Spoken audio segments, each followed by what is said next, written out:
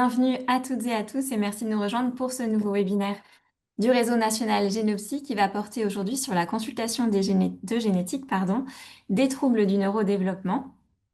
Alors on va s'intéresser à ce sujet aujourd'hui parce que la génétique, c'est la discipline de référence pour les maladies rares et poser un diagnostic de précision pour les personnes concernées va permettre d'apporter des réponses aux personnes, à leurs familles et va permettre d'améliorer les prises en charge. Pour nous éclairer sur ce point aujourd'hui, nous avons avec nous professeur Patrick Edry, qui est médecin généticien, qui est chef du service de génétique clinique du CHU de Lyon, qui est également coordonnateur d'un centre de référence national sur les anomalies du développement et responsable de l'équipe de recherche de génétique du neurodéveloppement GenDev au centre de recherche en neurosciences de Lyon. Donc avant de lui laisser la parole, je vous précise l'organisation du webinaire. Donc on va assister à la présentation du professeur Edry qui va durer environ 20 minutes. Ensuite, on aura un temps d'échange ensemble. Pendant ce temps de présentation, merci de bien vouloir garder vos micros coupés. Si jamais vous avez une question, n'hésitez pas à la poser dans le chat. Et ou alors, vous pourrez aussi la poser à la fin de la présentation quand on vous donnera la parole. Enfin, ce webinaire est enregistré, donc si vous ne souhaitez pas que votre image soit diffusée à l'écran, merci de bien vouloir couper votre caméra. Sans plus attendre, professeur Edry, je vous laisse la parole. Merci beaucoup, Pauline. Alors, moi, je voudrais commencer par remercier Pauline Boiroux, Caroline Demilly, bien sûr, et toute votre équipe pour m'avoir proposé de présenter ce webinaire sur la consultation génétique dans les troubles du neurodéveloppement. Alors, déjà, on va commencer par expliquer ce qu'est une anomalie du développement. Eh bien, c'est un défaut génétique ou non génétique qui va conduire à un défaut du développement de l'embryon à un stade précoce du développement embryonnaire. C'est ça qu'on entend par anomalie du développement. Ça peut conduire à un trouble du développement physique et donc des malformations, à un trouble du développement cognitif. Et plusieurs anomalies cognitives peuvent être observées. J'ai noté ici un trouble de déficience intellectuelle, un trouble du spectre autistique, un trouble de l'attention avec ou sans hyperactivité, un 10 ou un multi-10, des troubles du comportement, ou des anomalies sensorielles aussi, surdité et cécité. Voilà, il faut savoir que certaines anomalies du développement peuvent aussi survenir tout au long de la vie, et donc c'est une définition un peu plus large de l'anomalie du développement. Ces anomalies, en particulier les anomalies du neurodéveloppement, peuvent se produire tout au long de la vie. Alors, initialement, pendant le développement embryonnaire précoce, eh bien, les premiers stades de formation du système nerveux central et périphérique. Vous savez que le système nerveux central, c'est le cerveau et la moelle épinière. Le système nerveux périphérique, c'est essentiellement les nerfs périphériques. Donc, la première étape, c'est l'étape de neurulation qui se produit à la fin du premier mois de grossesse, de gestation, par la formation de l'encéphale. On voit ici un petit schéma sur la droite, et du tube neural, l'encéphale qui va donner le cerveau, et puis le cervelet, et puis le tube neural qui va donner donc la moelle épinière. Alors, il y a une prolifération intense de neurones qui se produit également dès la 4e semaine de gestation jusqu'à la 12e semaine de gestation. Les neurones se prolifèrent ensuite, mais de façon moins rapide. Et vous voyez qu'un neurone est formé d'une tête avec des dendrites, d'un corps qu'on appelle un axone, et de terminaisons avec des petites spicules qui vont initier des contacts avec les dendrites d'un neurone voisin pour pouvoir communiquer. Et cette prolifération de neurones s'accompagne d'une migration également des neurones qui va se poursuivre jusqu'à la naissance. Les neurones vont donc établir des contacts par les synapses entre eux pour pouvoir communiquer, et ces synapses se développent dès la 19e semaine de gestation jusqu'à la naissance, et en fait après au cours de la vie également. Mais là sont notées les périodes durant lesquelles les synapses se développent de façon intensive. Il y aura également une myélinisation des axones qui va se produire dès la 29e semaine de gestation jusqu'à l'âge adulte. La myélinisation des axones, c'est cet ajout de cette substance qui va permettre d'accélérer la transmission de l'information à travers le corps, l'axone, le corps du neurone qu'on appelle l'axone. Alors, quelle est la fréquence de ces anomalies qui vont toucher la cognition? Eh bien, la prévalence des troubles de déficience intellectuelle, c'est à peu près 2,5% de la population. On sait que les garçons sont plus souvent concernés que les filles. La prévalence des troubles du spectre autistique est variablement estimée puisque finalement, c'est un diagnostic qui va dépendre de signes cliniques qu'on peut évaluer de façon assez variable. Et donc, pour les prévalences les plus élevées, elles sont estimées jusqu'à une personne sur 50, avec là encore des garçons plus souvent atteints que les filles. L'incidence des anomalies du développement physique, cette fois les malformations, est d'à peu près 3% des naissances et il y a donc environ 5000 syndromes génétiques qui vont inclure des anomalies du développement physique et des anomalies de la cognition, soit environ 40 000 nouveaux cas par an, ce qui fait à peu près 5% des naissances en France. Alors, qu'est-ce qu'on appelle, quels sont les différents types de troubles du neurodéveloppement? Eh bien, donc, on a vu la déficience intellectuelle, mais comment la définir, la déficience intellectuelle? Alors, elle est définie de façon très arbitraire, hein, comme l'efficience intellectuelle, on ne sait pas bien ce que c'est, mais c'est la capacité qu'a le cerveau à fonctionner, à répondre à différentes situations. Et donc, on mesure ça par des tests. Et ces tests ont donc des valeurs, on obtient des valeurs, et ces valeurs peuvent être euh, doivent être inférieures à moins de déviations standards par rapport à la moyenne, c'est-à-dire en dessous d'une certaine valeur, ça fait 2,5% de la population, pour qu'on puisse conclure à une déficience intellectuelle. Alors, les différents tests dépendent évidemment de l'âge. Et ce qui est intéressant, c'est qu'on utilise maintenant de plus en plus souvent la Vineland, en tout cas nous généticiens. C'est certainement un test utilisé de longue date, mais nous généticiens, nous utilisons plus fréquemment maintenant la Vineland pour avoir également une information sur le fonctionnement adaptatif et pas seulement sur la capacité à résoudre des problèmes et à initier une communication orale. La Vineland évalue aussi les capacités de communication orale. Alors, il y a d'autres troubles du neurodéveloppement qui bénéficient pour en faire le diagnostic de tests spécifiques. Alors, les troubles des apprentissages, donc les dyslexies, orthographie ou praxie, le trouble du spectre autistique, donc comme je disais, mais là, je pense que vous savez qu'on se repose essentiellement pour le diagnostic clinique sur une triade de troubles de la communication verbale et non verbale, stéréotypie et intérêt restreint, et des difficultés dans les interactions sociales et dans la compréhension des signaux sociaux. Il y a bien d'autres signes cliniques qui nous orientent, mais cette triade est importante. Et puis les troubles de l'attention, avec ou sans hyperactivité. Il y a d'autres troubles du neurodéveloppement, bien évidemment. Il y a les malformations également cérébrales. Il y a tout un éventail de pathologies psychiatriques dont certaines sont partiellement ou totalement liées à un trouble neurodéveloppemental également. Alors, quelles sont les causes de ces troubles du neurodéveloppement? Eh bien, il y a des causes qu'on appelle étiologie, causes et étiologie, ce sont des mots voisins génétiques. Il y a des causes non génétiques qu'on appellera environnementales. Et ce sont les causes toxiques, médicamenteuses, infectieuses. Alors, vous savez, par exemple, que certains médicaments peuvent, lorsque les enfants sont exposés en anténatal, conduire à un trouble de déficience intellectuelle. Vous savez aussi que certaines infections bactériennes, virales, peuvent conduire à une pathologie de la cognition, des pathologies traumatiques, bien évidemment, anoxiques, c'est-à-dire un défaut de vascularisation du cerveau en période périnatale en particulier, et puis d'autres causes, nombre d'autres causes qui peuvent être connues ou moins bien connues, peuvent jouer un rôle. Et un certain nombre de troubles du neurodéveloppement sont causés par des événements génétiques et des événements environnementaux. Et là, on parle d'étiologie multifactorielle, c'est une situation relativement fréquente. Alors, les causes génétiques, c'est quoi le support du patrimoine de l'information de l'individu? C'est l'ADN. Et l'ADN est entouré de protéines. L'ADN entouré de protéines, on appelle ça le chromosome. Et donc, il y a des anomalies génétiques qui sont de grande taille, qui consistent en des anomalies visibles.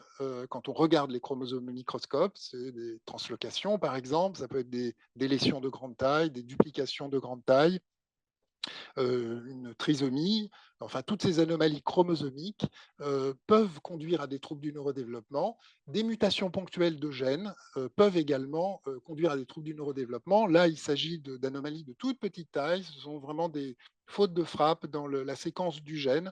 Le gène, c'est l'unité d'information qui est une petite partie de l'ADN qui peut être mutée et conduire à des conséquences, avoir des conséquences tout aussi sévères que des anomalies chromosomiques, parfois même plus sévères que certaines anomalies chromosomiques. On connaît maintenant près d'un millier de gènes impliqués dans les troubles du neurodéveloppement. Cette diapositive, simplement pour vous montrer que les phénotypes cliniques euh, comme la schizophrénie, la déficience intellectuelle et les troubles du spectre autistique sont causés par des gènes parfois identiques. Et ce sont les mêmes gènes, pour certains d'entre eux, qui peuvent conduire à ces différents phénotypes. Et donc, pour une même mutation d'un même gène dans une famille donnée, vous pouvez avoir des phénotypes cliniques, des signes cliniques et des troubles cognitifs extrêmement variés, extrêmement différents sur un plan clinique. Et donc ça, c'est l'expressivité variable des mutations de gènes impliqués dans les troubles du neurodéveloppement. Alors, quels sont ces gènes? Ce sont des gènes qui codent pour des protéines qui peuvent intervenir dans le discours de neurone à neurone, dans la synapse. Alors, ça peut être des protéines de la membrane présynaptique, qui sont, par exemple, ici des contactines, on peut avoir des neurexines, on peut avoir des neuroligines ici à la membrane post-synaptique. On peut avoir ici une protéine qui est SHANK3, enfin, toutes ces protéines ont un rôle dans le fonctionnement cérébral et peuvent conduire à des déficiences cognitives ou d'autres troubles du neurodéveloppement lorsque des mutations dans les gènes qui codent pour ces protéines sont identifiées. Il y a également des protéines qui ont un rôle de facteur de transcription, c'est-à-dire qui vont réguler le niveau d'expression de gènes impliqués dans le neurodéveloppement, comme MECP2 qui est impliqué dans le syndrome de Rett ou ARX. Alors, on en arrive à la consultation de génétique des troubles du neurodéveloppement. Donc, il y a un certain nombre de spécificités de cette consultation de génétique. C'est que le généticien s'intéresse au patient, mais aussi à sa famille. Et donc, il faut faire une enquête, un arbre généalogique. C'est une consultation qui est particulièrement intrusive puisqu'on fait un examen dysmorphologique, on regarde les éléments morphologiques de l'individu, on peut être amené à prendre des photographies, donc ce sont des gestes qui doivent être expliqués pendant la consultation avant d'être réalisés. Et puis, on prescrit des examens génétiques qui sont soumis à consentement écrit, signé, éclairé du patient, ou de ses représentants légaux, et à attestation de consultation de génétique signée du praticien. Les spécificités, alors j'ai noté une spécificité de la consultation de génétique des troubles du neurodéveloppement, c'est que les attentes pour les patients sont souvent pénibles. Ce sont des patients qui doivent attendre un rendez-vous pendant pas mal de temps. La durée d'attente en salle d'attente est longue. La durée du rendez-vous est longue. Donc, c'est assez pénible pour les patients, ces consultations, lorsque les patients ont des troubles du comportement en particulier. Sinon, ça se passe bien. Le diagnostic génétique au laboratoire, eh bien, il a fait énormément de progrès. En effet, initialement, on était capable, d'une part, dans les laboratoires de cytogénétique, de voir les chromosomes, et d'autre part, dans les laboratoires de génétique moléculaire, de séquencer des petits fragments de gènes, des toutes petites parties du génome, un seul gène à la fois, et donc on ne voyait absolument pas tout ce qui se passait entre les deux. Et ce fossé a été comblé récemment, depuis les années 2020, en routine, en tout cas, en recherche, ça fait un peu plus longtemps, mais en routine, depuis les années 2020, grâce au séquençage de génome haut débit, qui est possible sur deux plateformes nationales, Oragen au sud, Sequoia au nord, et donc nous, on utilise la plateforme Oragen depuis 2020, qui permet de séquencer la totalité du génome chez chaque individu en plusieurs quantités. Chaque nucléotide est séquencé plusieurs fois, donc ça fait un nombre de séquences absolument astronomique. On a des séquences d'ADN de très bonne qualité, mais l'analyse de ces séquences, la capacité à interpréter les résultats de ces séquences nécessite encore de faire de nombreux progrès.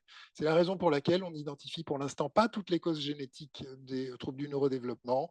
À titre d'exemple, on identifie des causes génétiques par le séquençage de génome dans 50 à 60% des déficiences intellectuelles syndromiques, c'est-à-dire lorsque d'autres signes sont associés, à la déficience, en particulier des malformations, 30 à 40% des troubles du spectre autistique avec déficience intellectuelle, 15% des troubles du spectre autistique isolés. Dans le reste des situations, pour l'instant, on n'identifie pas de causes génétiques évidentes, même si probablement des causes génétiques existent. Il n'y a pas de préindication ouverte pour certains troubles du neurodéveloppement aujourd'hui, les 10, les multi-10, les TDAH. Pour l'instant, on n'a pas accès à ce séquençage de génome, mais ça devrait changer à l'avenir. L'annonce diagnostique, une fois que le diagnostic génétique a été posé, doit être faite par le prescripteur de l'examen génétique, de préférence avec un ou une psychologue en binôme, et cette annonce repose essentiellement sur une information sur la pathologie, ses risques au cours de l'évolution, les associations, la bibliographie, la nécessité d'une surveillance médicale régulière. On s'informe et on informe les patients également. On essaye de mettre en place des soutiens éducatifs les plus adaptés possibles, le projet de vie. Alors évidemment, on ne fait pas ça tout seul, on fait ça avec nos collègues psychiatres, pédopsychiatres, neuropédiatres. Pas de traitement curatif à ce jour. Le plus souvent, alors parfois, il existe des possibilités de traitement curatif, mais c'est relativement rare aujourd'hui et on est souvent limité au conseil génétique qui va dépendre de l'anomalie chromosomique ou de la mutation génétique identifiée. Donc tous les modes héréditaires peuvent être observés. Le mode de transmission dépend de l'anomalie génétique. Quand vous avez une anomalie chromosomique de grande taille, par exemple une translocation, eh bien, cette translocation peut se transmettre à la descendance sur un mode déséquilibré selon une mécanique qu'on appelle la mécanique de transmission des translocations équilibrées, qui va dépendre des chromosomes en cause, de la taille des fragments et d'un certain nombre de facteurs qui sont évalués par des spécialistes. Les anomalies chromosomiques de petite taille ou les mutations ponctuelles de l'ADN répondent à ce qu'on appelle les modes héréditaires. Alors, il y a des modes héréditaires qui sont mendéliens, c'est-à-dire qui se transmettent selon les lois de Mendel, et des modes héréditaires qui sont non mendéliens, qui ne se transmettent pas selon les lois de Mendel. Alors, vous savez qu'il y a de l'ADN dans le noyau, mais aussi dans la mitochondrie.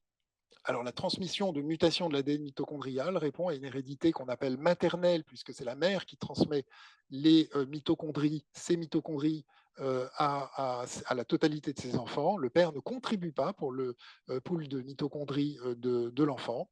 Donc ici, la transmission sera maternelle, c'est donc une hérédité non mendélienne. Et vous avez de l'ADN dans le noyau. Et alors l'ADN du noyau peut être impliqué dans une hérédité multifactorielle si plusieurs gènes et des facteurs d'environnement concourent à la survenue du trouble du neurodéveloppement, ou une hérédité monogénique mendélienne si seul un gène est muté dans l'ADN nucléaire. L'hérédité dans les modes héréditaires mendéliens qui sont les plus fréquemment rencontrés peut être dominante ou récessive. Dominante signifie qu'une seule copie parentale du génome, du gène muté suffit à conduire à la pathologie, tandis que dans l'hérédité récessive, il faut que les deux copies parentales, paternelle et maternelle, du gène concerné soient mutées pour que la pathologie survienne. Alors, dans l'hérédité récessive, on observe une récurrence dans un quart des cas, dans la fratrie. Dans une hérédité dominante, eh bien, si le parent est atteint, il transmet dans un cas sur deux à son enfant, qui lui-même va transmettre dans un cas sur deux. Par contre, on observe souvent dans l'hérédité dominante des mutations de novo.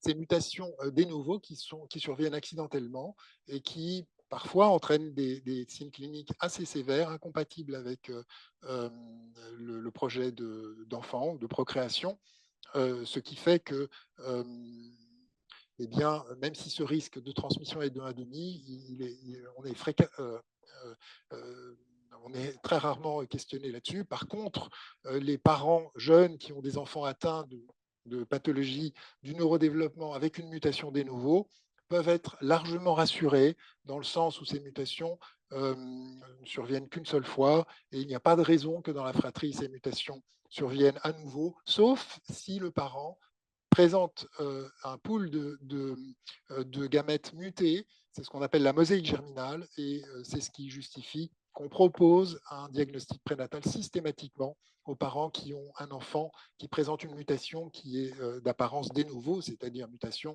présente chez l'enfant, mais pas chez ses parents.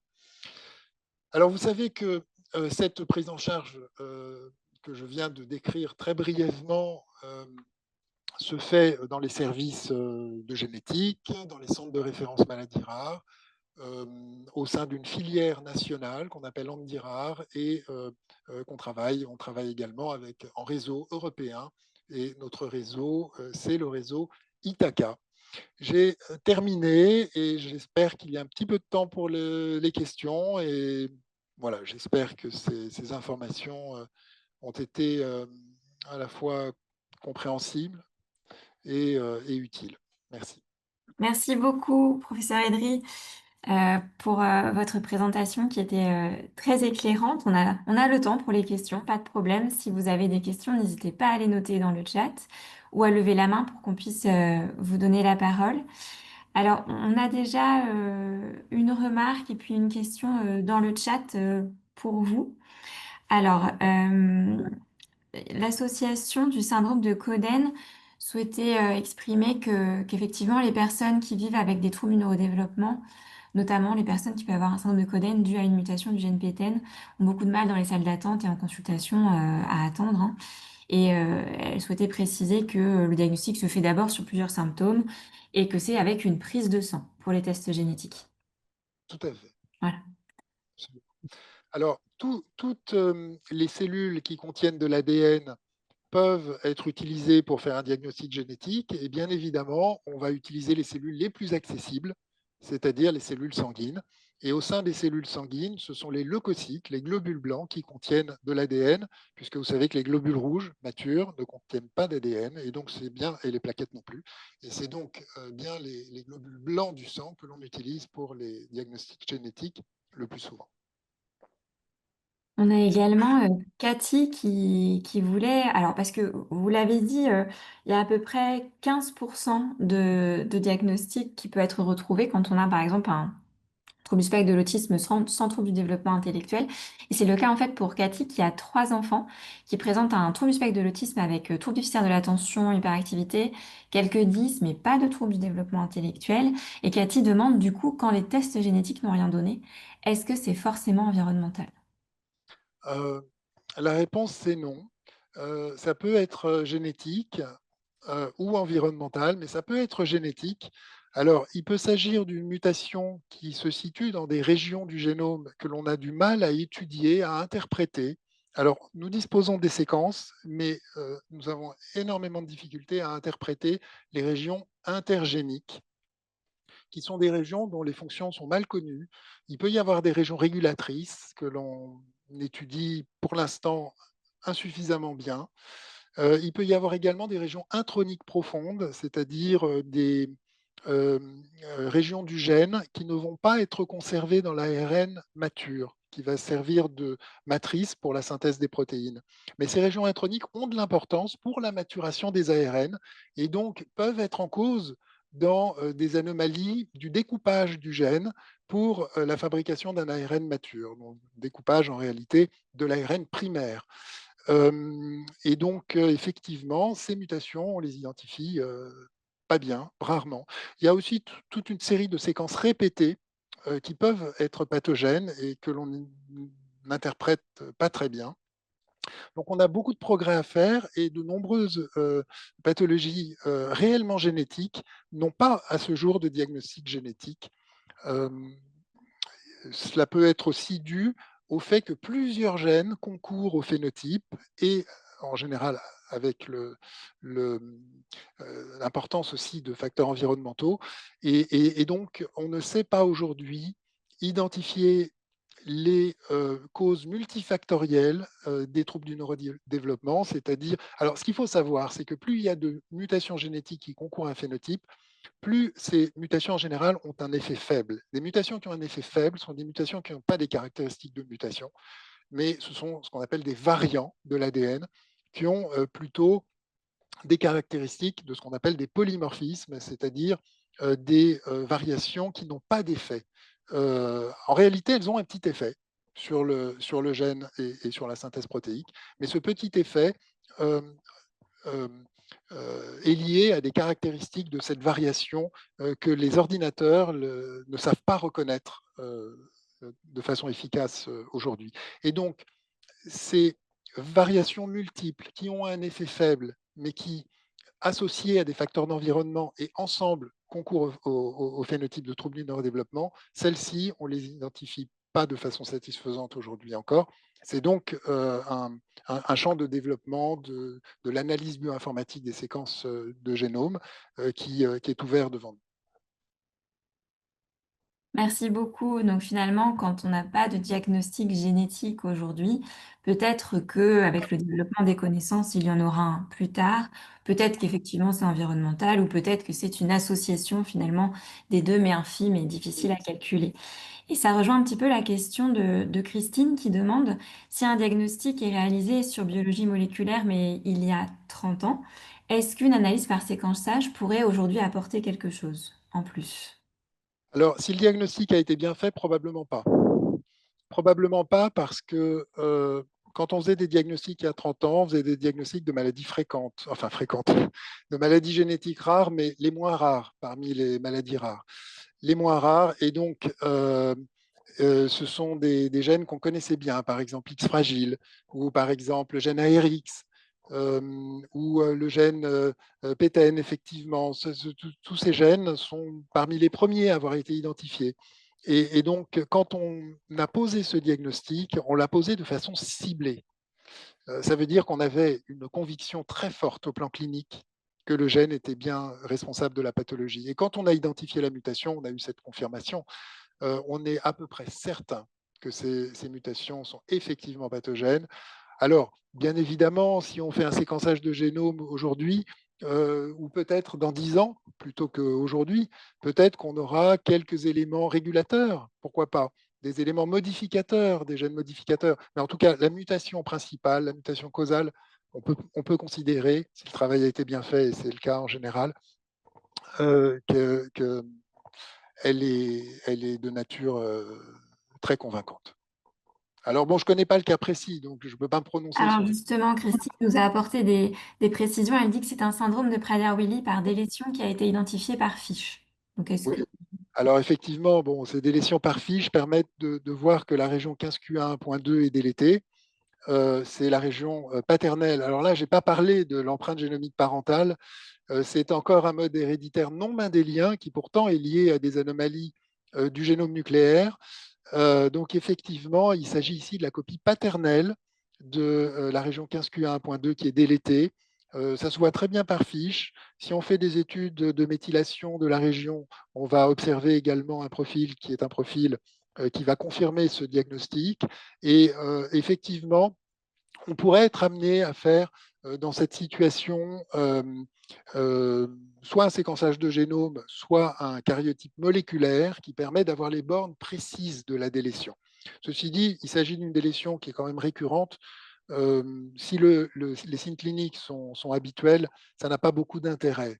Mais je dirais qu'en termes de connaissances, de recherche, si certains s'intéressent aux bornes exactes de la délétion, pourquoi pas à ce moment-là faire un karyotype moléculaire ou un séquençage de génome. Mais l'intérêt en diagnostic est quasi nul. L'intérêt en recherche est réel si une question scientifique est posée, pourquoi pas. Merci beaucoup. On a Andrea qui nous demande, dans le cadre des mutations des novos, comment on dépiste la présence d'une mosaïque germinale? Est-ce que cette recherche est proposée systématiquement ou alors sur certains arguments? Alors, c'est une question qui est très pertinente. On est confronté à ce type de situation et je dois dire qu'on est un petit peu en difficulté dans ce type de situation parce que pour identifier une mosaïque germinale, il faudrait. Alors, bon, alors, il y a deux situations. Il y a la situation dans laquelle on a quelque chose qui ressemble à une mutation de novo, c'est-à-dire deux parents qui n'ont pas la mutation dans le sang circulant et un enfant qui a la mutation dans le sang circulant. Donc là, on conclut à une mutation de novo. Ceci dit, on ne peut pas exclure une mosaïque germinale, mais on ne va pas la rechercher. Par contre, on propose systématiquement un diagnostic prénatal. Si les parents le souhaitent, ils peuvent le faire, bien que le risque de récurrence soit très faible, de l'ordre de 1% à peu près, mais ça dépend des gènes.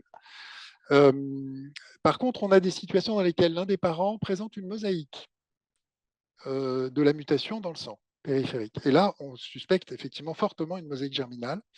Et dans ce cas, on a eu des parents qui nous ont demandé de quantifier cette mosaïque germinale pour connaître le risque de récurrence à la grossesse suivante et pouvoir s'orienter plutôt vers un diagnostic prénatal, plutôt vers un diagnostic préimplantatoire. Enfin. Alors là, il faut que je réponde très simplement et très clairement qu'on identifie très difficilement un laboratoire de diagnostic hospitalier qui veuille bien travailler sur des cellules germinales aujourd'hui. Donc, ce sont des tests qui peuvent être faits là encore en recherche, qui pourraient, dans certaines situations, avoir effectivement, je le concède hein, et je le conçois, un intérêt en diagnostic, mais qui, malheureusement, on a du mal aujourd'hui à trouver un laboratoire en France qui accepterait de faire ces tests. Je ne sais pas si j'ai bien répondu à cette question. Merci beaucoup. Bah oui, ça semble finalement clair, c'est que c'est difficile à mettre en place en pratique. Oui. Alors Ouais. évidemment, chez un homme, les cellules germinales sont d'accès facile. Chez une femme, c'est plus difficile. Il faudrait faire une ponction d'ovocytes. Et là, pour le coup, c'est des choses qu'on ne fait pas. Donc la question se poserait chez l'homme. Hein. Andrea vous répond merci beaucoup. Oui, c'était très clair. Alors, en attente d'autres questions peut-être dans le chat ou de personnes qui souhaiteraient lever la main et s'exprimer, j'avais une question parce qu'on a la génétique, donc la recherche finalement d'une variation constitutionnelle et on a la pharmacogénétique. C'est quoi la différence? Alors la pharmacogénétique, c'est l'étude euh, de la façon dont le patrimoine génétique conditionne la réponse à un médicament.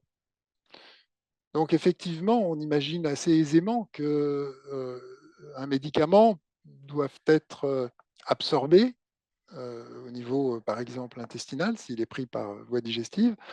Il doit être ensuite métabolisé, et ensuite dégradé. Et donc, il y a toute une série d'étapes qui sont des étapes qui nécessitent de bon fonctionnement de tout un ensemble de protéines, en particulier des enzymes, qui sont codées, par le génome. Et donc,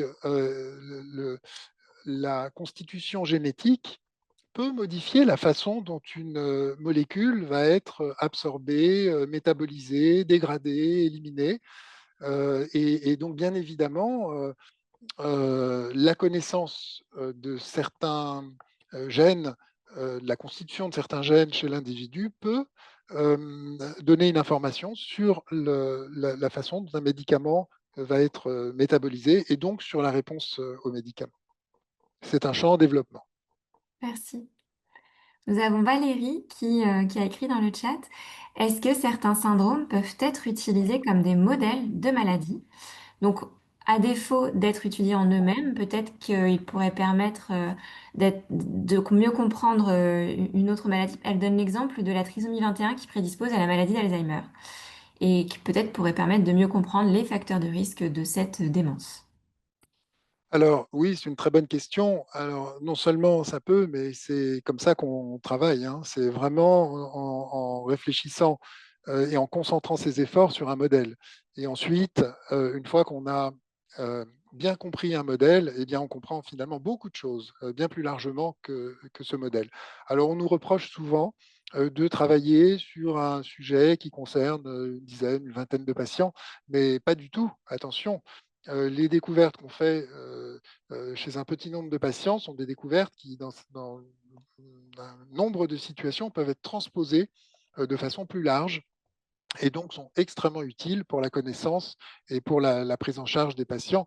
C'est vrai également en thérapie. Hein. Si on imagine une thérapie avec des petits ARN interférents, par exemple, eh bien, on pourra transposer cette technologie à d'autres mutations qui vont avoir les mêmes caractéristiques, mais qui pourront concerner d'autres maladies. Donc oui, le principe du modèle, c'est vraiment quelque chose qu'il faut préserver.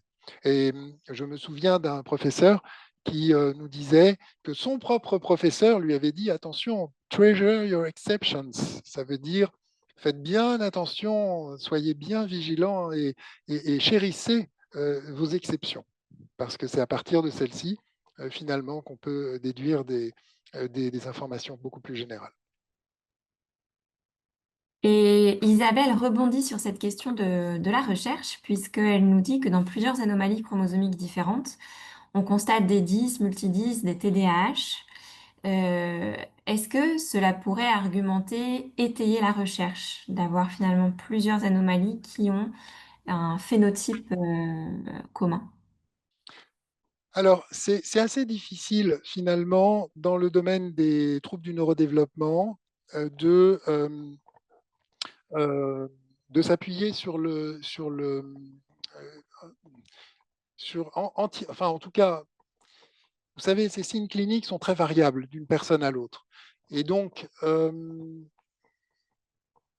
certainement, ces signes cliniques ont une importance, mais pour l'instant, on ne sait pas très bien l'utiliser et l'interpréter. On voit que dans certaines familles porteuses d'une même mutation, certaines personnes vont avoir une déficience intellectuelle, d'autres vont avoir un trouble du spectre autistique sans déficience intellectuelle, d'autres peuvent avoir un trouble des apprentissages et un trouble de l'attention, et pour autant, ils seront porteurs de la même mutation.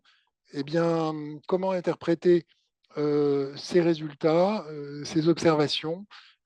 Eh bien, probablement, il y a des facteurs d'environnement qui vont jouer, il y a des facteurs génétiques aussi, hein, c'est-à-dire le gène allélique. Hein, si une copie du gène est mutée, l'autre copie peut avoir des polymorphismes, des variants dont on parlait tout à l'heure, des variants que l'on observe dans la population générale qui peuvent aggraver ou au contraire protéger contre l'apparition des signes. Et puis le reste du génome aussi joue un rôle. Euh, donc oui, ces signes cliniques ont beaucoup d'importance, mais on ne sait pas encore très bien leur donner toute l'interprétation qu'ils méritent. Alors, on a encore 2 petites minutes avant la fin du webinaire.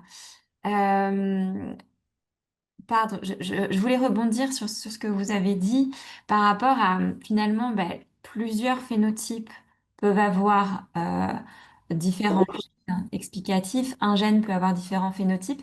Est-ce qu'on connaît, est-ce qu'il y a certains gènes qui sont un peu plus spécifiques de certains troubles ou pas du tout? Oui, tout à fait, tout à fait. Il y a certains gènes qui sont beaucoup plus spécifiques, dans lesquels il y a une moindre variabilité ou une variabilité dans un champ, dans un domaine plus restreint. Par exemple, X fragile. Quand vous avez une expansion complète du gène FMR1, eh bien, vous avez un phénotype X fragile qui est un phénotype qui s'accompagne quasiment toujours d'une déficience intellectuelle, de minimes particularités morphologiques, bon, euh, de troubles du comportement aussi qui sont assez spécifiques, hein, avec une anxiété importante. Euh, oui, oui, il y a certains gènes pour lesquels on retrouve des phénotypes assez spécifiques, assez récurrents. Il y a aussi, on peut aussi avoir un autre niveau d'analyse, c'est-à-dire que pour un gène donné, certains types de mutations dans certaines régions du gène peuvent être associées à certains phénotypes, tandis que des mutations d'une autre région du gène vont être associées à un phénotype différent. Et donc, si on raisonne en fonction de la variabilité, non pas génétique, mais allélique, c'est-à-dire le type de mutation donnée, et de la nature aussi de cette mutation. Il y a des mutations qui vont perdre la fonction du gène, et il y a des mutations qui vont activer le gène. Et donc, si l'on s'intéresse plus précisément à la nature et à la localisation de la mutation, eh bien, on va se rendre compte que les phénotypes, là, sont un peu plus spécifiques. Et on peut faire, dans certaines situations, bien sûr, des corrélations génotype-phénotype. C'est ce qui justifie pas mal d'études cliniques menées actuellement. Et oui, parce que finalement, il y a le gène et puis il y a à l'intérieur du gène encore la spécificité des variations en cause. Une dernière question pour vous, professeur Edry. Merci encore d'avoir fait le webinaire. Une dernière question pour conclure. Euh, L'association du syndrome de Coden nous voulait vous interroger parce qu'il y a un couple avec 2 enfants qui ont présenté le syndrome de Coden. L'un des enfants est décédé en fin de grossesse et les tests des parents sont revenus négatifs. Du coup, dans cette configuration-là, est-ce qu'on doit s'interroger sur un faux négatif? un peu compliqué pour conclure. Le- Non, non, c'est très clair. C'est une situation qu'on connaît bien, qui est une situation dans laquelle il existe une récurrence d'une mutation, là en l'occurrence du gène PTEN, dans une fratrie, alors qu'aucun des deux parents n'est porteur de la mutation. Bon, euh, l'une des explications possibles, c'est la mosaïque germinale, c'est-à-dire c'est cette situation dans laquelle effectivement l'un des parents est porteur dans ses gamètes de plusieurs, euh, euh, cellules germinales, de plusieurs alors, spermatozoïdes ou ovocytes hein, mutés. Et donc dans ces situations-là, on peut effectivement observer des récurrences, c'est vrai. Et je pense qu'aujourd'hui, en diagnostic, en routine, on va conclure à la mosaïque germinale dans ce type de situation, sans la démontrer. Mais ce type d'observation généalogique permet de conclure à la mosaïque germinale. Alors, il y a bien sûr d'autres situations plus rares euh, qui sont assez délicates à mentionner. Et donc, je suis en train de me demander euh, ce qu'il faut en dire. Mais vous savez, si la mère n'est pas la mère, si le père n'est pas le père, bah, évidemment, ça, voilà, hein, c'est aussi une situation qu'on est amené parfois à rencontrer. Bon, ça, c'est la vie, c'est comme ça. Le plus souvent, habituellement, c'est la mosaïque germinale qui explique ces situations. Merci beaucoup, merci encore pour ce webinaire. Merci à tous d'avoir été présents avec nous. On n'a malheureusement pas pu élaborer sur tous les éléments du chat. N'hésitez pas à, voilà, à revoir ce webinaire en ligne sur notre chaîne YouTube et à vous abonner à nos chaînes de communication pour avoir toutes les informations. Et retrouvez-nous le 18 septembre prochain pour notre webinaire sur comment préserver la cellule familiale et la fratrie dans les maladies rares. Bonne journée à tous! Merci, merci beaucoup, au revoir.